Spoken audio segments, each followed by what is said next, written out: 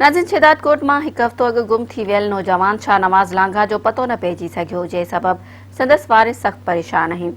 उन हवाले सां ॾिसूं था साजिद खरल जी हीअ रिपोर्ट। मां वाक़ ॿुधाईंदो हलां त हिकु हफ़्तो अॻु में फंक्शनल लीग अॻवान ऐं लांघा बिरादरीअ जे चीफ मुक़दम हाजी मोहम्मद रफ़ीक लांघा जो नौजवान पुटु शाहनवाज़ लांघा जेको पुरस्रार नमूने गुम थी वियो आहे।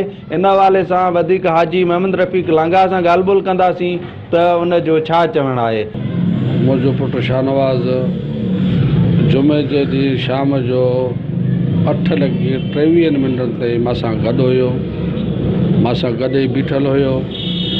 इन जे हिकिड़ी कॉल आई, हुन कॉल फ़ोन जी कॉल हुन अटेंड करण लाइ कन ते रखी करे थोरो मां खां अॻिते ॻाल्हाइण जी कोशिशि कई। ॻाल्हाईंदो वियो। मां खां हिते तक़रीबन 50 गामनि खनि जे फ़ासिले ते आहे सिजावल फाटको। उन सिजावल फाटके ते अंदाज़नि जेको आहे सो वियल आहे। पोइ उन जी जेका मोबाइल नंबर बि बंदि थी वियो आहे ऐं पाण बि लापता थी वियो आहे। असां तक़रीबन 6 ॾींहंनि खां अॼु 6 ॾींहं थिया आहिनि। 6 ॾींहंनि खां वठी असां ॻोल्हा कंदा था रहूं। 2 ॾींहं अञा असां हुनजी संगत में, दोस्तनि में, बिरादरी में ॻोल्हा कईसीं। किथे असांखे सम्झ में कोन आयो। उन खां पोइ असां 3 ॾींहं ते NC दाख़िल कराई आहे B सेक्शन थाणे ते।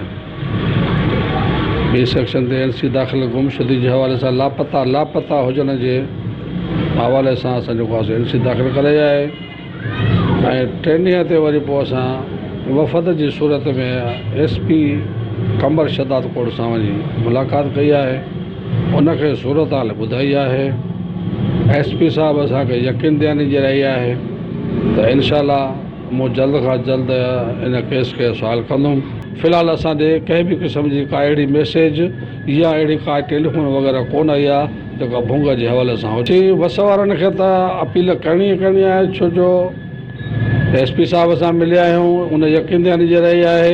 DIG लाड़काणो आहे। असां उनखे बि गुज़ारिश कंदासीं त मुंहिंजे बचे जी वापसी लाइ जेतिरो थी सघे हर मुमकिन कोशिशि कनि। कैमरामैन फिदा हुसैन जाफ़रीअ सां गॾु साजिद ज़मीर खरल, मेहरान TV न्यूज़, शहदादकोट।